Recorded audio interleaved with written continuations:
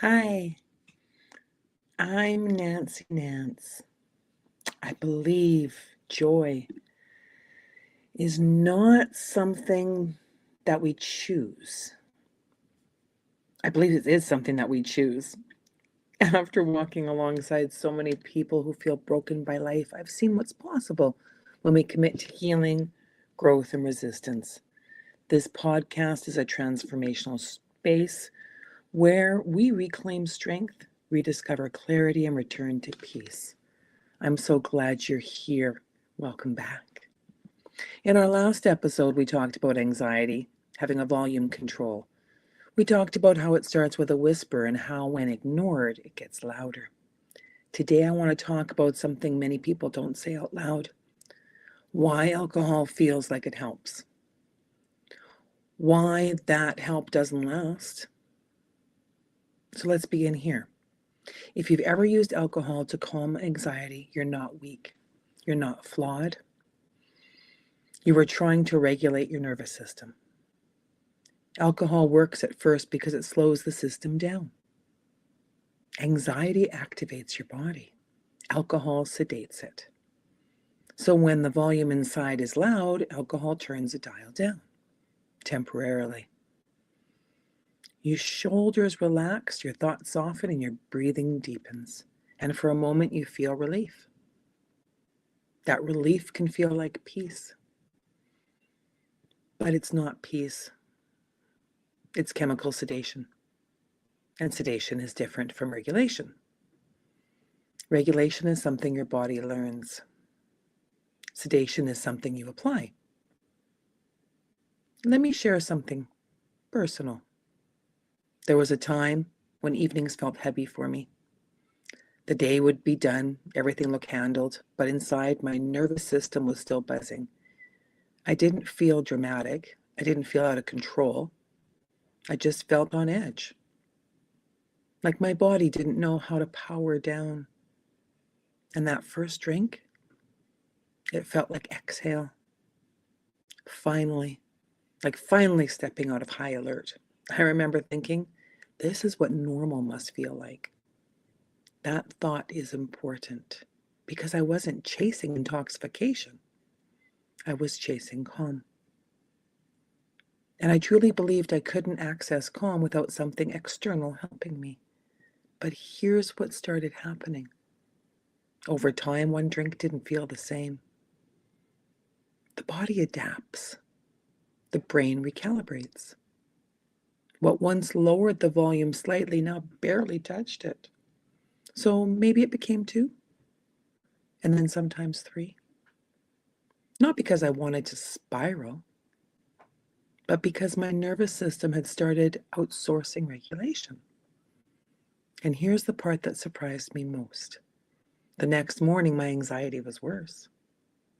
Not always dramatically worse, just subtly louder, a little more restless, a little more fragile, a little less steady. That's the rebound effect. When alcohol leaves the system, the nervous system compensates. It can become more activated than before. So now the pattern forms. Anxiety rising, drink lowers it, alcohol leaves, anxiety rebounds louder, drink feels necessary. Not because you're weak, but because your body is trying to stabilize itself. This is how dependence quietly builds. It doesn't announce itself loudly. It whispers. You need this to feel okay. And once that belief settles in, identity begins to shift from I drink sometimes to I need this to cope. And I want to pause here and say something gently. If that's been your experience, there is no shame. You were solving a problem with the tool you had. But here is the empowering truth. Alcohol does not teach your nervous system how to calm down. It teaches your nervous system that it cannot calm down alone. That belief can be unlearned. Your brain is capable of change. Neuroplasticity means new pathways can form, but it requires something uncomfortable. It requires anxiety without numbing it. Not all at once, not aggressively, but gradually, with support, with tools, with compassion. When I began stepping away from using alcohol as my regulator, something surprising happened. At first, the volume felt louder because I was no longer muting it. But slowly, with breath work, with movement, with honest conversations, with learning how to sit in discomfort, my body started recalibrating. I realized something profound. Calm was not something I poured into myself. Calm was something I could build. That realization changes everything, because once you know calm can be built, you stop believing it must be borrowed. If you're listening right now and alcohol feels like your only off switch, I want you to hear this clearly. Your nervous system is not broken. It's overworked. It's overstimulated. It's tired. And it can learn something new.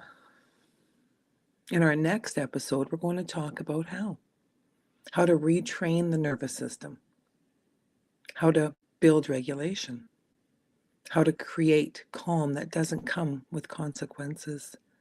For today, I want you to sit with this. Alcohol lowers the volume temporarily, but you are capable of learning how to turn it down yourself.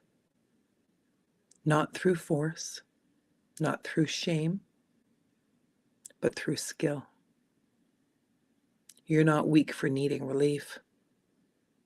And you are strong enough to build it differently. We'll walk that path together. I'm Nancy Nance. Thank you for joining me. See you next time.